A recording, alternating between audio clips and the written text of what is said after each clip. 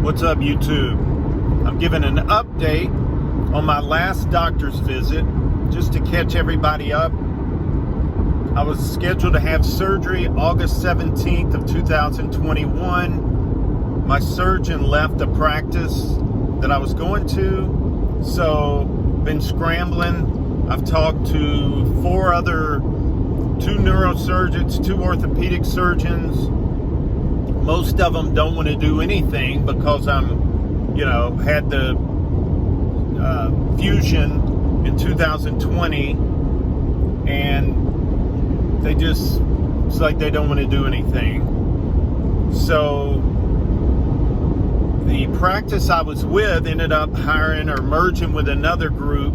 So I was able to meet one of their neurosurgeons last week, and he pretty much looked at my CT scan, which he's the first guy that's told me my CT scan is pretty vague as far as seeing if there's bone growth from the fusion.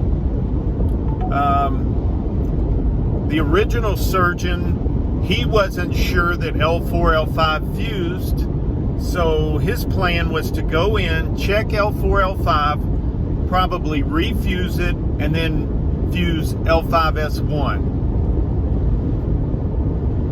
So the new surgeon, his plan is pretty much the same. He wants to go back in, refuse L4, L5, and also fuse L5S1. His reasoning is, and he actually wants to do it from the front. The last surgeon did it from the back, and again, he only fused L4, L5. I still feel L5S1 is what's causing most of my pain. Maybe I'm wrong. I'm going to try to do a little research on what the symptoms are of a non-fusion at L4, L5. Maybe that is it. But again, he said you pretty much have 3 types of CT that'll show. He said some people, it's obvious. There's a huge hunk of bone that you could tell, man, this thing fused great. Some people, you can tell right away there's no fusion at all. And then in my case, very vague. One of the surgeons that I've seen lately, 2 of them thought they see fusion, 2 said they're unsure. So that tells me it's not 100% that it did fuse.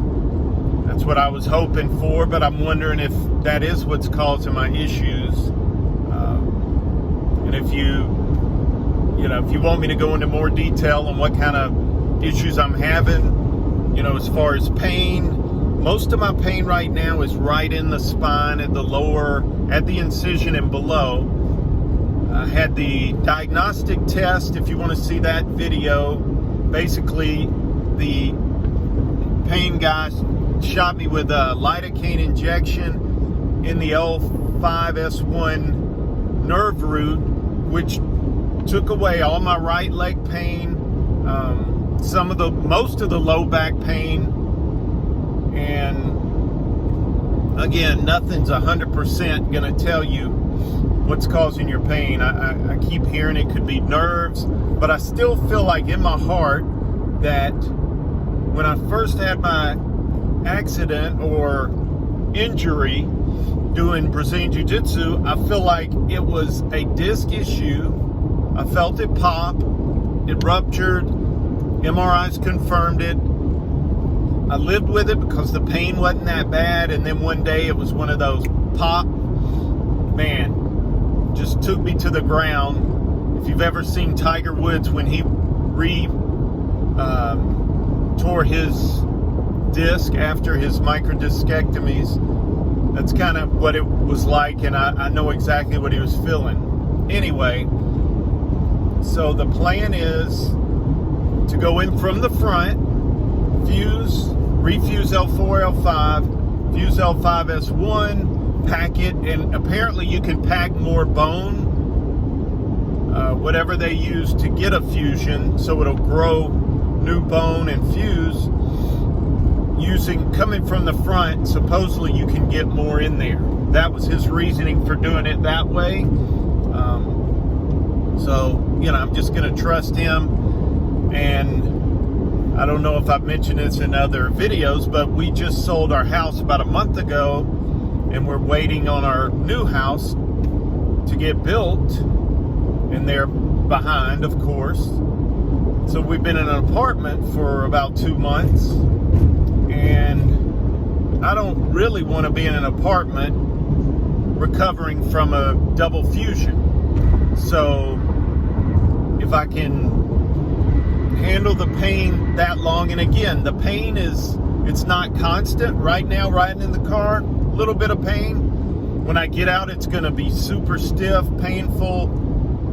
Probably, the rest of the day. Car rides are not good. But if I went and did PT or washed the car, bent down, bent over, a lot of that, then I'm going to either be taking a hot bath or laying on a heating pad or an ice pad, taking an ice bath, that kind of stuff. So I've kind of realized if I just don't overdo it or don't do anything other than walk and sit in a chair and, go to bed and sit in a recliner, then I can definitely make it another couple of months before I need to have the fusion, and I'm just trying to push that out as far as I can. But that's kind of the plan. So I just wanted to update everybody, and as it gets closer, or if I go back and discuss it again with him before the surgery, I'm shooting for November. So that's kind of the plan. Again, a lot's going to be based on the pain. A lot's going to be based on, is our house ready? Are we still moving? So that's going to dictate a lot of that. And I'm also still looking to see where my surgeon ends up. I have a feeling he's going to be still practicing or open a new practice in Atlanta, but I'm unsure. I'll keep calling the office every 2 weeks. I'll keep doing my Google searches. But right now, I have no idea where he is or where he ended up. But that's actually an option to maybe go back with him because, again, he had it all set up before he left. But it's just an update. If you got any questions, again, I'm not a doctor. The only advice I can give is you got to do what's best for you. Get as much information as you can. I feel like I'm that close to being a spine surgeon at this point because I've just learned so much about the different surgeries, the artificial disc replacement, watching other people's videos. I'm just trying to get as much information for people out there, especially if you're suffering from sciatic pain and things like that. Don't let people tell you got to deal with that. I mean, there's ways to combat some of that pain, and hopefully everybody finds a way to heal their back pain. Thanks.